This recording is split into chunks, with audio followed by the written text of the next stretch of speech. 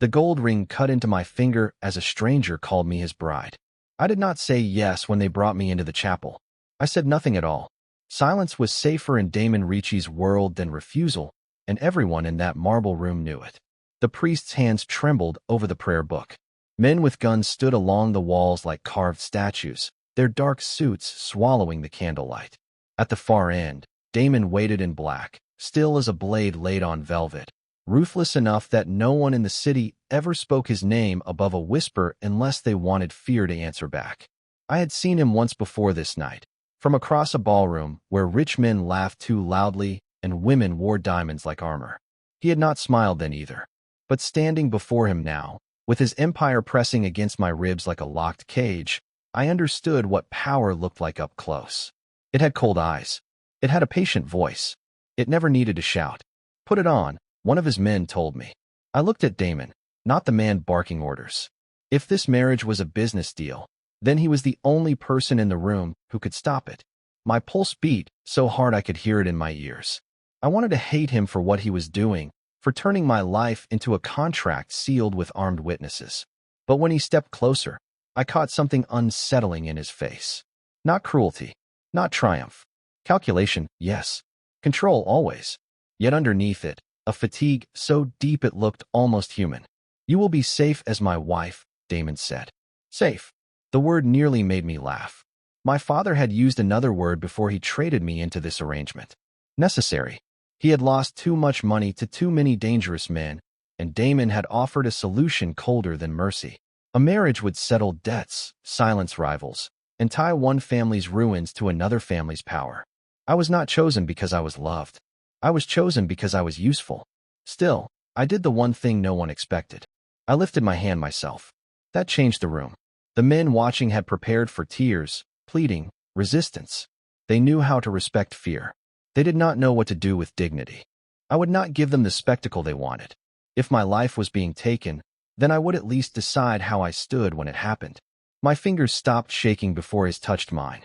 Damon slid the ring onto my hand. His skin was warm. Mine felt made of ice.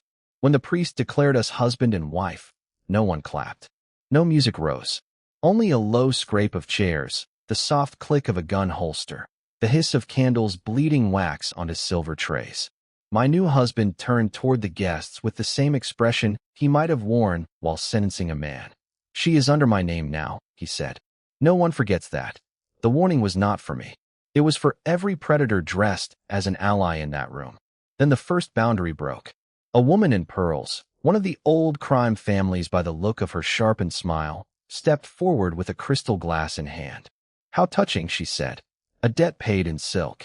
A few men laughed under their breath. I felt the humiliation strike hotter than fear.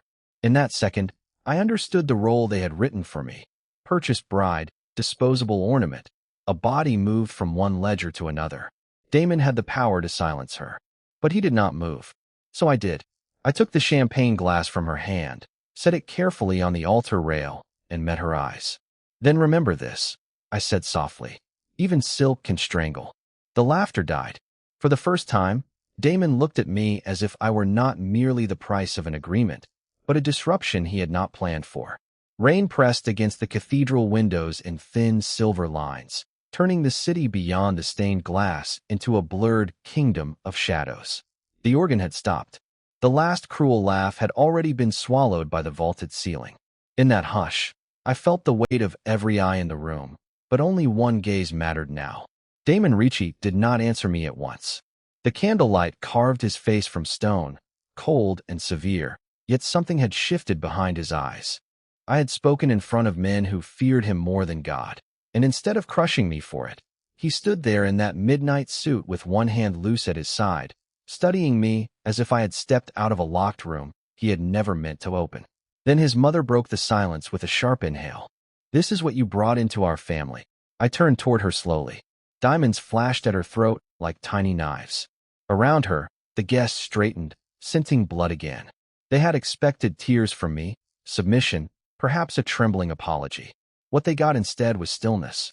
Before I could speak, Damon moved. Not toward me, toward the priest. "Finish it," he said. Just 2 words. Flat. Final. The room stiffened. His mother took one furious step forward. You would humiliate us further for this girl? This marriage happens now, Damon said, and his voice had the lethal calm of a door sealing shut. Anyone who has a problem with that can leave.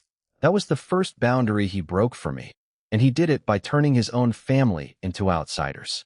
No one left. Of course no one left. Men who built fortunes on loyalty and fear did not walk out on Damon Ricci. They lowered their eyes, adjusted cuff links, swallowed their outrage, and stayed in their pews like witnesses at an execution. Only now the victim was not me. It was the illusion that this wedding could proceed on their terms. I should have felt victorious. Instead, a new kind of danger curled through me. Because protection from a man like Damon was never free. The priest resumed in a shaking voice. Latin rolled through the air like smoke. I heard none of it clearly. My pulse drowned it out. When the vows came, I answered without looking down. My voice did not break. If I was to be bound, I would enter the fire with my spine unbent. When it was Damon's turn, he looked straight at me. I do. No softness. No love. But no mockery either. And somehow that was more unsettling. Gold touched my finger a moment later, heavy and cold. A ring chosen long before anyone had asked what I wanted. It locked around my hand like a verdict. Then came the kiss. I expected performance. Possession. A public claim meant for the men in the pews. Instead, Damon paused close enough for me to catch the scent of cedar and gunpowder clinging to his collar. His mouth barely brushed mine, brief as a promise he did not trust himself to make. When he pulled back, I heard a whisper from the front row. She's lucky he's merciful. Lucky. The word burned hotter than the humiliation had. So when the ceremony ended and the congregation surged toward us in silk and cologne, I made my choice. Not a plea. Not compliance. A line. A silver tray passed between the guests, carrying crystal flutes for the reception toast. I took one, lifted it, and before anyone could speak, I tipped the champagne onto the white marble floor at Damon's polished shoes. The liquid spread in pale gold streaks, sparkling under the altar candles like wasted wealth. Gasps snapped through the chapel. I held the empty glass by the stem and faced my husband. If I am to stand beside you, I said, loud enough for every viper in the room to hear, I will not do it as a grateful prisoner. A lesser man would have slapped me, dragged me out, reminded me who owned the night. Thunder rolled above the chapel dome a moment after my words landed, as if the storm itself had been waiting for someone to speak without fear. Candlelight shivered over marble, over spilled champagne, over the hard black shine of Damon Ricci's shoes. No one laughed now. Men who had walked into the ceremony wearing smiles like knives suddenly looked down at their hands, their cuffs, anywhere but at the woman they had expected to bow. Damon did not punish me. That silence was more dangerous than rage. He took the empty glass from my fingers with deliberate calm, set it on the altar ledge, and offered me his arm as though nothing improper had happened at all. Walk with me, he said. Just that. The guests parted. Silk brushed stone. The scent of wax, rain, and expensive perfume followed us through the side corridor of the chapel, where saints stared down from niches with blind, chipped faces. I had expected retaliation in private, some cold correction meant to remind me of the terms of my captivity. Instead, Damon opened a carved wooden door and led me into a narrow sacristy washed in gray window light. Why? I asked before he could speak. Why let me embarrass you? His expression did not change, but something sharpened behind his eyes. Because embarrassment is cheap, he said. Miscalculation is not. The answer sat between us like a loaded gun. Before I could force meaning from it, voices drifted through the half-open door behind him. Male, low, careless in the way only powerful men become when they think a woman is decoration. Tonight binds him, one voice murmured. After tonight, the signatures move. Then we cut the head. Another answered with a dry laugh. He won't see it coming. Not from his own table. The blood in my hands went cold. Damon heard it too. I saw it in the stillness that overtook him, a stillness so complete it felt inhuman. Yet he did not storm through the door. He did not draw a weapon. He simply reached back and pushed the door almost shut, leaving only a seam of light. For the first time since I had been forced into his world, I understood something worse than his power. He was surrounded by men he could not openly accuse. I looked at him differently then, not with softness, not yet, but with the terrible clarity of someone who realizes the cage has cracks on both sides. They're planning something tonight, I whispered. Yes. You know who? No. That single word frightened me more than if he had named an army. The corridor outside filled with footsteps, then faded. Damon moved to a small table beneath the window where a silver tray held marriage documents, a fountain pen, and the heavy wax seal that had already changed my life. He studied the papers as if they might confess. They expected you to break, he said quietly. A frightened bride is easy to use. Easier still if she thinks rebellion makes her free. I stared at him. You think this is about me? I think, he said, lifting his gaze to mine, that someone wanted you close enough to me to carry poison, messages, or blame. The room seemed to tilt. I had entered the chapel as a prisoner. In one sentence, I became something more dangerous, a tool placed by unseen hands. Whether I had agreed or not no longer mattered. To his enemies, I was useful. To his allies, if he had any left, I would look guilty before I spoke a word.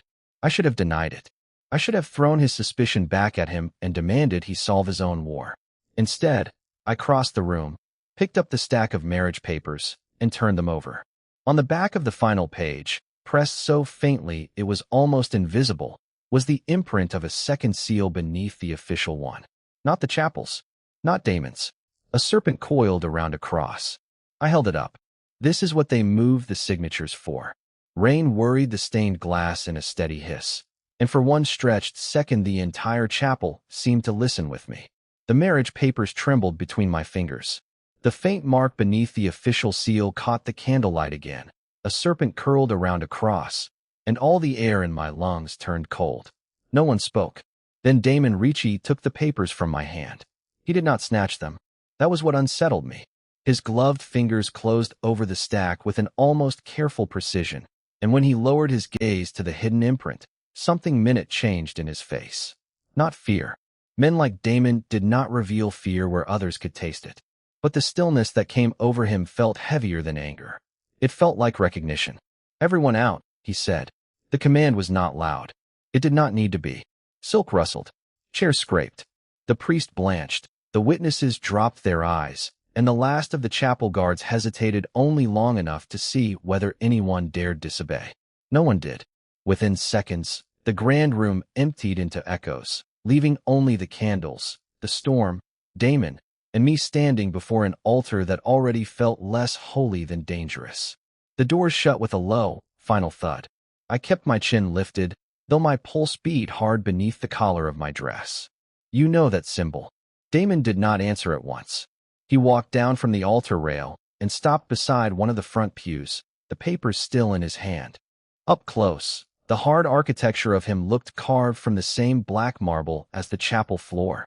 Tailored coat, broad shoulders, mouth made for verdicts, not confessions.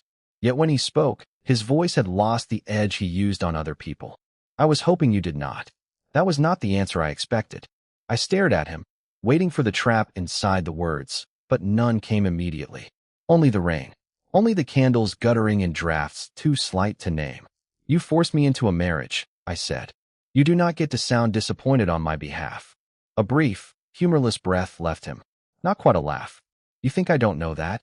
The bitterness in it stopped me more effectively than a shout would have. Damon set the documents on the end of the pew and removed one glove, slowly, like a man preparing for surgery rather than conversation. A white scar crossed the base of his thumb, old and sharp against his skin. My mother wore a ring with that same mark hidden inside the band, he said. She told me if I ever saw it again, I was already too late. The storm cracked overhead. I should have used the moment to press harder, to demand names, allegiances, debts. Instead, I found myself looking at his bare hand, at the scar, at the strange care with which he touched the edge of the paper, as if memory itself might cut him. What happened to her? I asked. His jaw tightened. For the first time since I had met him, silence did not look like a weapon. It looked like an injury. They buried her before I was old enough to understand why. His eyes lifted to mine, dark and steady and far too human. And every man responsible taught me what power costs when you have none. The words settled between us with more danger than any threat he had made all night. Because this was not dominance. This was truth, given unwillingly. This was the first crack in the wall I had assumed was solid stone. I hated that it moved something in me. So this marriage, I said carefully, was never just a transaction. No, he stepped closer, close enough that I could smell rain on wool and the faint smoke of extinguished candles caught in his coat. It was a shield. Brutal, yes. Unforgivable, perhaps, but a shield. For whom? His gaze dropped for the briefest instant to the hidden seal. Morning arrived without color. A gray wash of light seeped through the high windows of the Ricci estate, flattening the gold frames, dulling the silver trays, making everything look less like wealth and more like evidence. I had not slept. Damon Ricci's last glance in the chapel kept replaying in my mind, the way his eyes had dropped to the hidden seal before he refused to answer me. A shield, he had said. Not for power, not for money. For whom? The question had followed me into the night and sat at the edge of the bed like a third presence neither of us could dismiss. The first warning came as a small betrayal of my own body. Bitter heat climbed my throat while I stood before the wash basin. The porcelain edge pressed cold into my palms. For a moment, I thought it was exhaustion. Too much champagne left untouched in the air, too little food, too much strain wound tight beneath my ribs. Then the nausea hit again, sharper this time, and the room tilted with it. I forced myself upright, breathing through the smell of soap and polished wood, but a strange dread had already begun to gather. My cycle had been late. In the violence of the wedding, in the bargaining, in the careful distance Damon had kept after the vows, I had not let myself follow that thought to its end. I counted backward anyway, and went cold. By the time the physician arrived, the estate had fallen into the kind of silence rich houses wear when they are hiding panic. She was old, discreet, and quicker with her eyes than her words. I sat near the window with my hands locked in my lap, while rainwater still clung to the garden hedges outside like glass. She asked her questions plainly. I answered them with the same plainness. No blush, no trembling confession, no girlish shame. Just numbers, dates, facts. When she finished, she folded her gloves with unbearable care. You are with child. Nothing in the room moved after that. Not the curtains, not the fire, not even the pulse beating against my throat. I had entered that morning as a woman trying to understand why she had been used as someone's shield. I left that chair carrying a danger far more intimate than any document, any seal, any armed man in a chapel doorway. A child changed everything. Not because of tenderness. Not yet. In Damon's world, blood was never only blood. It was leverage, succession, rumor, appetite. It was the one thing men killed more cleanly for than money.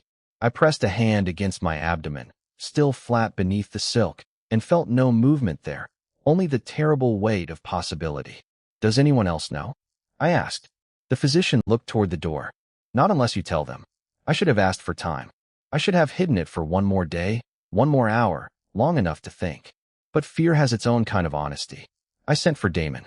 His footsteps reached the sitting room before he did, measured and heavy along the corridor, the sound of a man accustomed to entering places where bad news waited for him.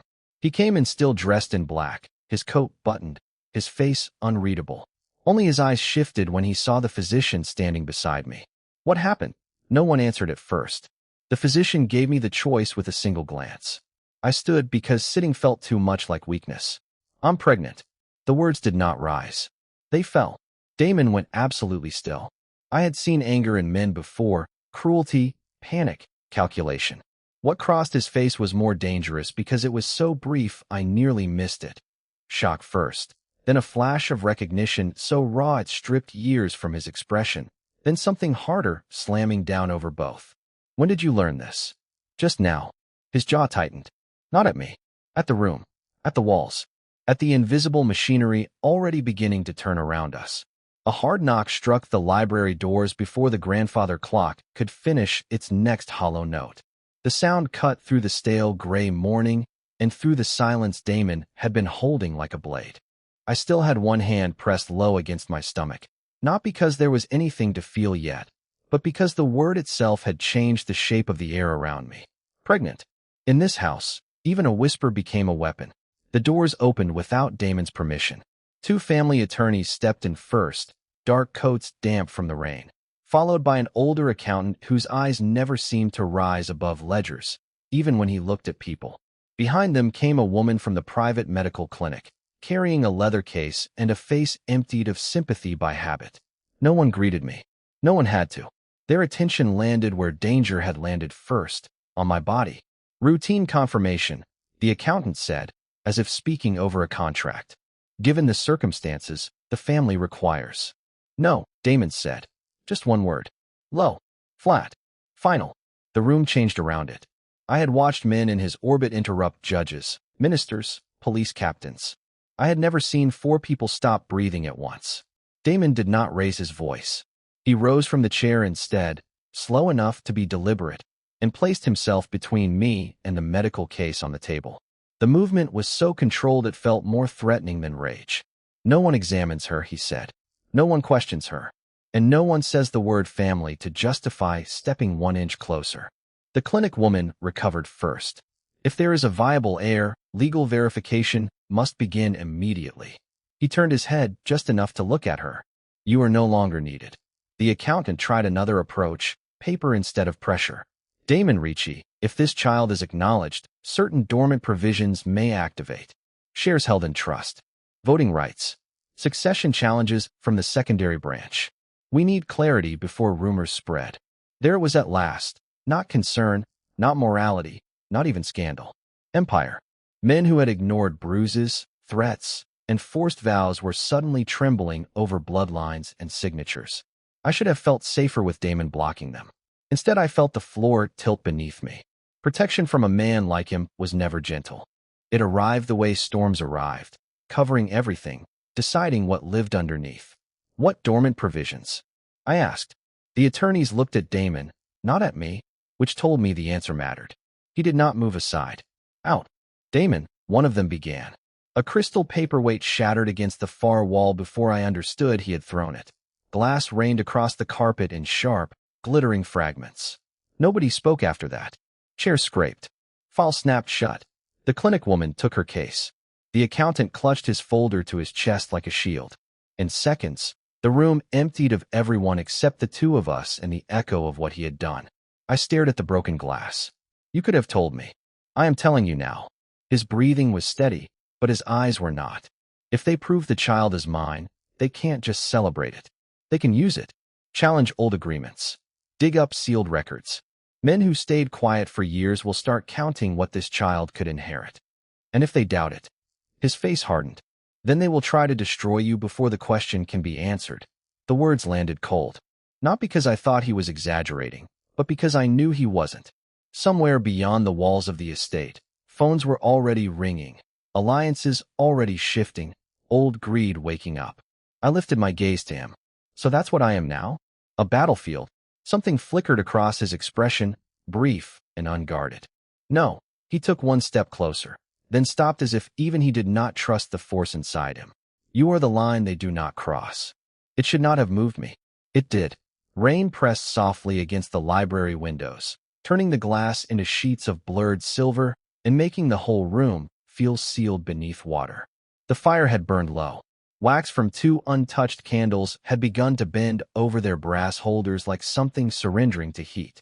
I was still standing where Damon's words had landed, feeling them in my chest with an intensity one did not trust, when the housekeeper appeared in the doorway with a face drained of all practiced composure. There's a woman at the gate, she said. She refuses to give a name. She says she has come for the child. Every nerve in my body locked. Damon moved first, but not toward the door. Toward me. His hand caught the back of a chair so hard the carved wood gave a dry crack beneath his grip. No one comes near her. The housekeeper swallowed. She has something with her. A document. The guard said it bears an old seal. Old seal. At that, something cold unstitched itself inside me. Not fear at first. Recognition. The kind that arrives before memory is brave enough to follow. I know what it is, I said, and my own voice sounded distant to me, as though it had crossed a very long hallway to return. Damon turned. His eyes sharpened, watching me in a way that made lying impossible. I had spent years burying that part of my life beneath new cities, smaller names on paper, jobs that paid in cash, rooms rented by the week. I had told myself that silence was survival, that if I never spoke it aloud, it would lose the power to reach for me. But some secrets do not sleep. They wait. She's from St. Catherine's, I said. The room went still. It was not an orphanage in the tender sense people liked to imagine. It was a private maternity home hidden behind church walls and funded by men who needed difficult births to disappear. Girls went in with swollen bellies and false promises whispered over their heads. Babies came out documented, renamed, transferred, sold into powerful homes that could pay enough to erase shame and purchase lineage. No one called it trafficking where I came from. They called it mercy. Damon's face changed by degrees, not with softness, but with comprehension dark enough to be dangerous. You were there. I nodded once. I was born there. The confession tasted like rust. For one suspended second, even I could hear the missing piece sliding into place. Not just my pregnancy, not just the timing of it, or the panic rising among men who had suddenly taken too much interest in my body. It mattered because St. Catherine's had not merely hidden unwanted children. It had manufactured heirs. My mother had worked there before she died. In the final weeks of her illness, when pain had stripped away her caution, she told me one thing she had hidden my entire life. I had not been abandoned. I had been marked. An infant girl entered into a ledger no court had ever seen, carrying blood someone powerful had paid to erase. She gave me a scrap torn from that ledger and a warning never to use it unless men came asking about my child.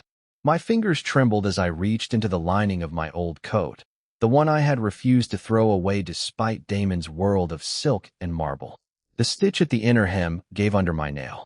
From inside, I pulled a yellowed strip of paper folded so many times it seemed more creased than page. Damon took it carefully. On the paper was the same seal embossed in faded crimson. Beneath it, one line in cramped handwriting. Female infant transferred under authority of the Ricci estate. No one spoke. The fire snapped once in the grate, loud as a gunshot. I had spent my whole life believing I was running from nameless men, from a machine of wealth and shame with too many hidden doors. But the secret was simpler, crueler, and far more intimate than that. Thunder rolled so low across the estate that the window panes trembled in their frames. The paper in my hand suddenly felt less like a record and more like a sentence. Female infant transferred under authority of the Ricci estate. The words blurred, sharpened, then blurred again as the truth found its shape inside me. I was not merely tied to Damon Ricci by coercion, by law, or by the child growing beneath my heart. I had been tied to his world since infancy, moved like property through one of its hidden corridors before I could even speak. The latch clicked behind us. I turned so fast the chair legs scraped the floor. A man stood just inside the library door, rain glistening on the shoulders of his dark coat. I had seen him once before in the hallway outside Damon's father's old office, a face that seemed built for obedience rather than memory. Now his eyes went first to the document in my hand, then to Damon, and something cold passed between them. "You should have burned that," he said.